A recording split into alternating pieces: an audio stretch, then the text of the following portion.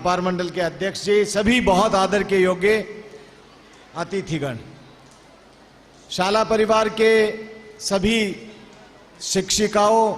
विद्यालय परिवार के सभी सदस्य, अभिभावक गण और प्यारे बच्चों, सबसे पहले विद्यालय परिवार का बहुत बहुत आभार व्यक्त करता हूं, आपका बहुत बहुत धन्यवाद देता हूं कि इस मुबारक मौके पर मुझे साक्षी बनने का मौका दिया। सुमन जी का और पूरे विद्यालय परिवार का बहुत बहुत धन्यवाद और आभार व्यक्त करता हूं। उसके बाद आभार व्यक्त करने का समय आदरणीय भरत बाबू जालान का है।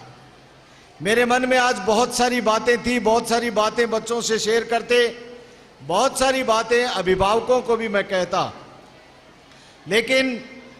बरसात मेहरबान है रतनगढ़ के ऊपर पिछले लंबे समय से और इस प्रोग्राम के अंदर भी हमको नहीं लग रहा था कि वे आज बरसात आएगी, लेकिन फिर भी इंद्र भगवान राजी हैं।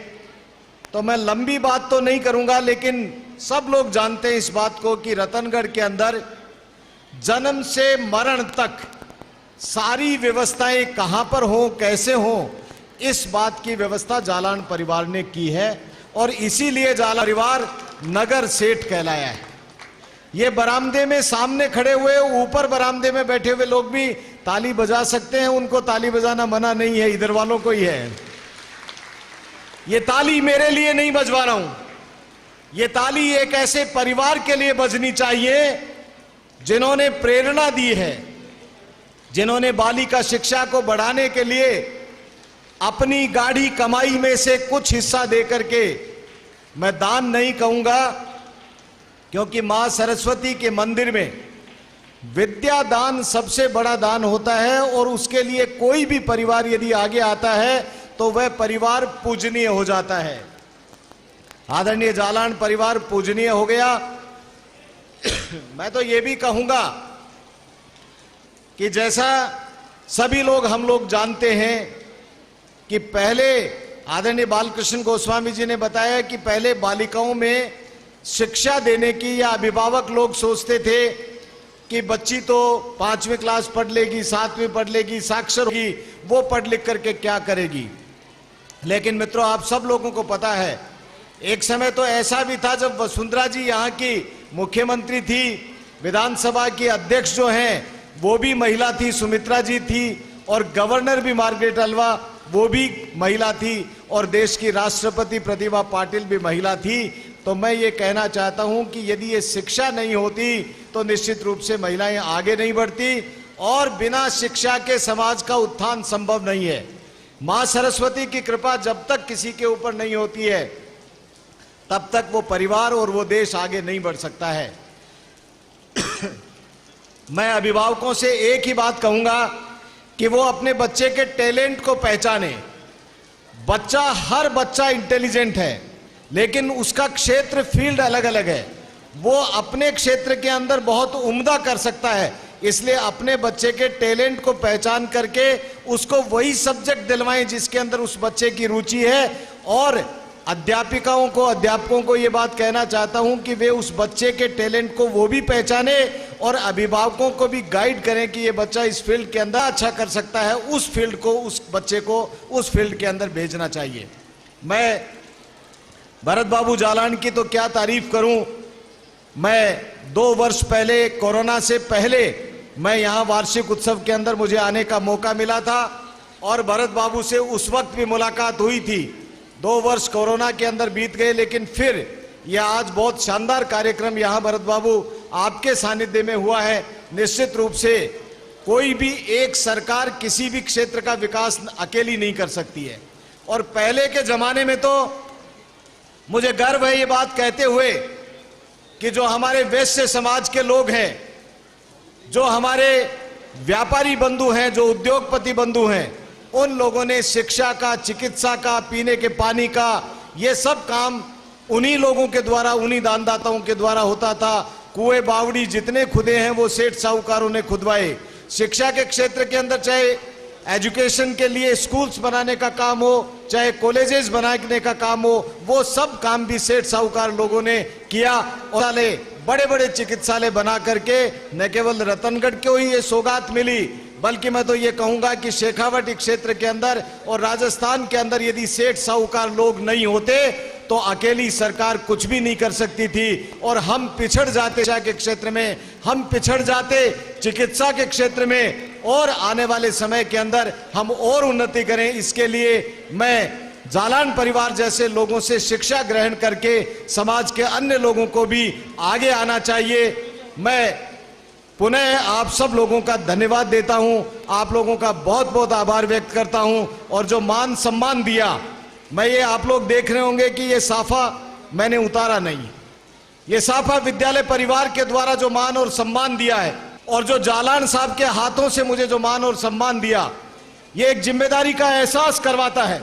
कि ये मेरे ऊपर जिम्मेदारी दी गई है कि मैं विधायक हूं, यहां का प्रथम नागरिक विधानसभा क्षेत्र का हूं और विधायक किसी एक पार्टी का नहीं होता है।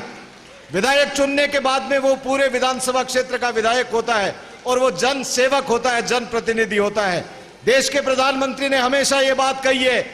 कि मैं प्रधान सेवक हूं, मैं पहला सेवक हूं देश का, तो उसी तर्ज के ऊपर उनसे शिक्षा ग्रहण करते हुए मैं रतनगढ़ विधानसभा क्षेत्र का प्रथम सेवक। जालान साहब, आपके सानिध्य में इस प्रोग्राम के अंदर मेरे रतनगढ़ क्षेत्र के अनेक गणमान्य लोग खड़े हैं, मेरे अभिभावक खड़े हैं, मेरे छोटे छोटे बच्चे और बच्चियां खड़े हैं। मैं आप लोगों को शपथ के साथ में ये प्रण आप लोगों के सामने पुनः दोहराता हूं कि मेरे रतनगढ़ का नाम हिंदुस्तान के नक्शे में विकास की दृष्टि से ऊपर ही ऊपर दर्ज होना चाहिए और उसके अंदर यदि सबसे बड़ा योगदान होगा तो वो शिक्षा देने वाली इन शिक्षिकाओं के नाम लिखा जाएगा। तभी रतनगढ़ का नाम ऊपर होगा जब हम शिक्षा के क्षेत्र में उन्नति करेंगे। और जालान परिवार साहब परिवार और भरत बाबू, आपने जिस तरह से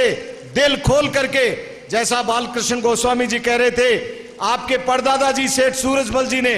और उसके बाद में मोहनलाल जी ने और उसके बाद में तोड़ाराम जी ने और अब भरत बाबू हैं, जिस तरह से एक कड़ी से कड़ी मिलाकर आपने इस क्षेत्र के चहुमुखी विकास के लिए जिस तरह की व्यवस्थाएं की हैं, भगवान आपको चारों हाथों से दे और आप उस धन को लोगों के शिक्षा के क्षेत्र में, चिकित्सा के क्षेत्र में खूब खर्च करें, यही भगवान से कामना करता हूं। और एक शुभकामना के साथ में आपको बहुत बहुत आपका अभिनंदन हम गौशाला में भी करेंगे, आपका अभिनंदन हम अस्पताल के अंदर भी करेंगे। मुझे जब अस्पताल के अंदर मूर्ति अनावरण के लिए निमंत्रण मिला, मुझसे पूछा गया कि वहां पर राजस्थान सरकार के 2 मंत्री आएंगे और बाकी अन्य कांग्रेस परिवार के लोग होंगे, आपको किसी तरह का कोई ऐतराज तो नहीं होगा। मैंने कहा रतनगढ़ विधानसभा क्षेत्र का विधायक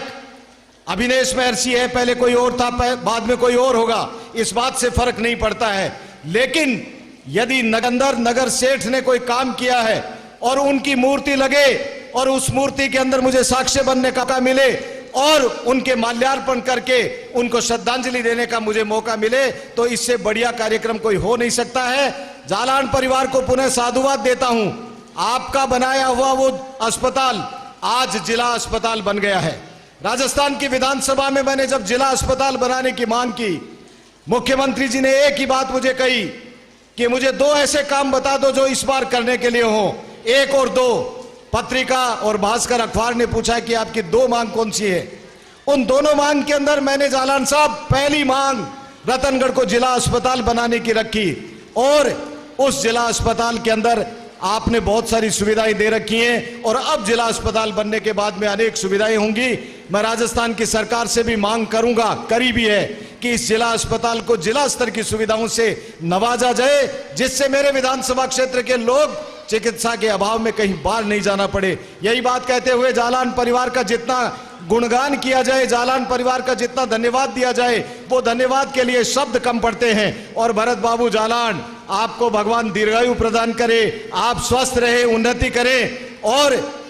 जो बच्चियां, मुझे ये भी मालूम है, ये कोई मन से बताने की बात नहीं है, लेकिन जो बच्चियां मेधावी हैं, जिन बच्चियों ने 90% से ऊपर मार्क्स प्राप्त किए हैं, और उनमें कुछ बच्चियां ऐसी भी हैं जो पढ़ने में असमर्थ भी थी, लेकिन जालान परिवार ने उन बच्चियों का भी ध्यान रखा